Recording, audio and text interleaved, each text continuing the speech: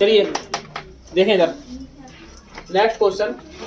वह बड़ी से बड़ी संख्या क्या होगी जिससे यदि 1277 और 1368 को भाग दिया जाए तो प्रत्येक स्थिति में 3 शेष बचे।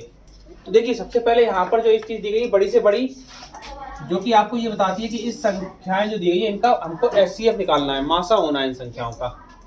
यहाँ पर हमारी कंडीशन दे दी गई है कि भाग देने पर 3 शेष बचे। तो अब करना क्या है, जो भी शेष बचेगा उसको हम पहले ही इन संख्याओं में से माइनस कर लेते हैं। तो पहली संख्या दी गई थी 1277, इसमें से माइनस कर दीजिए 3 को, और दूसरी संख्या दी गई थी 1368, इसमें से माइनस कर दीजिए किसको, 3 को, क्योंकि दोनों में क्या एक ही शेष बच रहा था, 3 ही 3, ठीक है ना। 3 माइनस किया तो साथ में 3 जाएंगे 4, यहाँ पे 7, 2 और 1, 8 में से 3 घटाया 6, 3, 1, ठीक है। अब हमारे पास जो दो संख्याएं आ गई हैं, इन दोनों संख्याओं का एचसीएफ निकाल दीजिए बस। तो यहाँ पे थी पहली संख्या, यहाँ पे इधर 1274, इसमें हमको भाग देना था 1365 में। एक बार जाएगा, संख्याएं बड़ी हो सकती हैं, आप लोग भाग देने से घबराए ना, डरे ना। जब सॉल्व हो जाता है तो फिर तुरंत बहुत छोटा हो जाता है। 5 में 4 घटाया 1 बचा, 6 में 7 माइनस नहीं होगा, इधर से एक हासिल ले ली 16, 16 में 7 माइनस करें 9, यहाँ 2 में से तो जाएगा कुछ नहीं, और 1 में से गया कुछ भी नहीं। तो 91 में अब भाग देना है हमको किससे, 1274 में। देखिए एक बार जाएगा, जैसे डिवाइड करते हैं सिंपली डिवाइड कर दीजिए। 7 में से 1 घटाया 6, 12 में से 9 गए, ऊपर से 4। अब देखिए 9 चौको 36 होते हैं, तो 4 बार भाग देंगे या फिर उससे कम बार जाएगा। तो 4 एकम और 4 में पूरा पूरा कट गया। एचसीएफ होता है इधर वाली संख्या, तो क्या हो गई वो बड़ी से बड़ी संख्या। एचसीएफ क्या निकल के आ गया हमारे पास में, 91। तो 91 वो बड़ी से बड़ी संख्या है जिसमें हम इन संख्याओं को में भाग दें तो 3 शेष बच जाएगा। समझ में आया कि नहीं। 91 से अगर हम 1368 को डिवाइड करें तो कितना यहाँ पे बचेगा शेष, लास्ट में आपके 3 शेष बचेगा। ओके, क्लियर सभी को। Next question. वह बड़ी से बड़ी संख्या क्या होगी जिससे यदि 280 और 1245 को भाग दिया जाए तो क्रम से 4 और 3 शेष प्राप्त हो। तो देखिए यहाँ पर ये क्वेश्चन बिल्कुल पहले वाली तरह है, बड़ी से बड़ी पहले भी दिया हुआ था, अब भी दिया है, तो हमें मासा तो निकालना है। बस यहाँ पर इस जगह पर थोड़ा चेंज है पहले वाले क्वेश्चन से। पहले वाले क्वेश्चन में था कि 3 शेष बचे, और इसमें दिया गया क्रम से 4 और 3 शेष प्राप्त हो। तो पहला जो वर्ड लिखा हुआ है क्रम से, क्रम से का मतलब होता है लगातार, कंटिन्यूअस। जो संख्या यहाँ पर दी गई हैं उसी के अकॉर्डिंग शेष दिखाया गया है यहाँ पे। 280 है तो पहली संख्या का शेष पहले वाला, दूसरे वाली संख्या के लिए दूसरा वाला शेष है। तो जो संख्या थी 280 उसके लिए शेष प्राप्त हो रहा था 4, माइनस कर देंगे। 1245 थी दूसरी संख्या, इसमें शेष प्राप्त हो रहा था हमको 3, इसको भी माइनस कर देंगे। 280 में से 4 घटाइए 276, इसमें से 3 घटाइए तो 42। और इन दोनों संख्याओं का हमको एचसीएफ निकाल देना है। 276 में डिवाइड करना है 1242 को। तो सबसे पहले 6 बार जाएगा, 5 बार जाएगा। 5 के 30 की 0, यहाँ से लगी 3, 5 सत्ते 35 और 3 38 की 8, यहाँ से लगी 3, 5 दूनी 10 और 3 13। 5 बार भी नहीं जाएगा भाई, 4 बार जाएगा। 4 सिम 24 की 4, यहाँ से लगी 2, 4 सत्ते 28 और 2 30 की 0, यहाँ से लगी 3, 4 दूनी 8 और 3 11। 12 में से 4 घटाए 4 की जगह कितने बचे, 2 में से 1 गया 138 में 276 में भाग दे दो। 2 बार जाएगा, 2 अट्ठे 16 और 2 3 6 और 1 7, 2 एकम 2।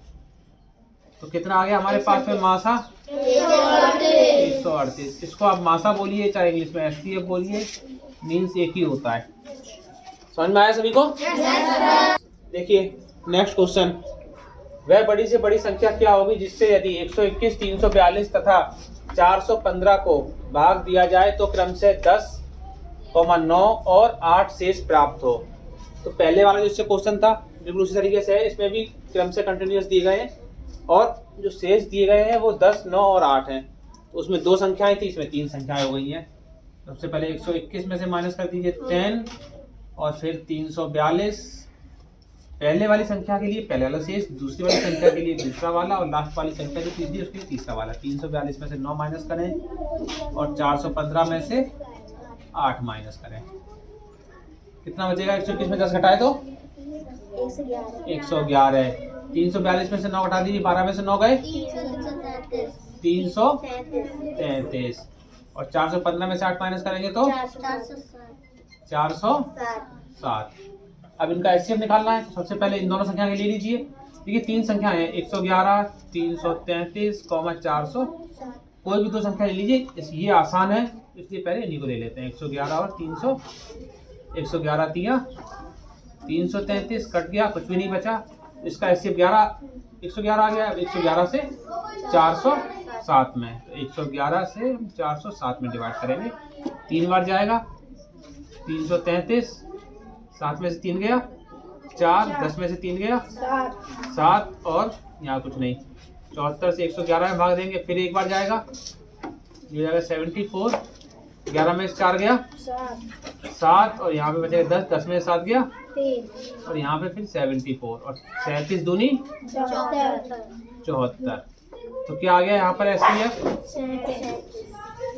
तो क्या हो गया है? सबसे बड़ी संख्या कौन सी हो गई है? 37। तो बड़ी से बड़ी संख्या आ गई हमारे पास 37। नेक्स्ट क्वेश्चन, श्रीमती भाटिया अपनी कक्षा के विद्यार्थियों में बराबर बराबर 75 पेंसिलें व 60 रबड़ बांटती हैं। उनकी कक्षा में अधिकतम विद्यार्थी हैं। तो कितने विद्यार्थी हैं उनकी कक्षा में? अधिकतम आ गया है तो यहाँ पर हमने आपको कुछ वर्ड बताए थे पहले। अधिकतम आ गया तो मतलब मासा होगा, ठीक है ना। अब 2 संख्याएं थी, एक तो थी 75 और दूसरी है 75 पेंसिल और 60 रबड़ बांटती हैं। सभी बच्चों को बराबर बराबर संख्या में रबड़ और पेंसिलें मिलती हैं। तो कितने विद्यार्थी थे उस क्लास में? 60 और 75 का आपको क्या निकाल देना है?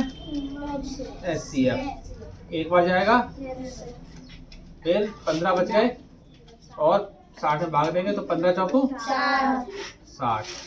एचसीएफ यहाँ पे कितना आ गया है? 15। तो कितने विद्यार्थी हो गए क्लास में उनकी में? 15। अरे भाई, टोटल विद्यार्थी आ गए उनकी क्लास में कितने? 15 विद्यार्थी है। तो उन्होंने सभी को बराबर बराबर बांटा है। देखिए अब 15 से अगर हम 75 में भाग दोगे तो एक बच्चे को रबड़ निकल के आ जाएगी। पेंसिल कितनी मिली थी? 15 बजे 75। कितनी पेंसिल मिल रही है एक बच्चे को? और 60 में भाग दोगे तब देखिए 4, 15 चौको। तो उन्होंने हर एक बच्चे को 4 रबड़ और 5 पेंसिलें दी।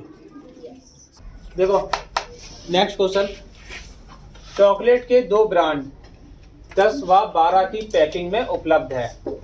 तो 2 चॉकलेट है 10 व 12 की पैकिंग में उपलब्ध है। इसका मतलब ये हुआ एक पैकेट के अंदर 10 निकल के आ रही है चॉकलेट और दूसरे के अंदर 12 चॉकलेट निकल के आ रही हैं। यदि मुझे दोनों ब्रांडों की एक समान संख्या में चॉकलेट लेनी हो, मतलब हमने जब पैकेट खरीद लिया तो उसके अंदर जब निकल के आए तो टोटल नंबर ऑफ चॉकलेट बराबर होनी चाहिए, ठीक है ना। जैसे इसके अंदर 10 निकल के इसके अंदर 12, तो ये दोनों समान होनी चाहिए।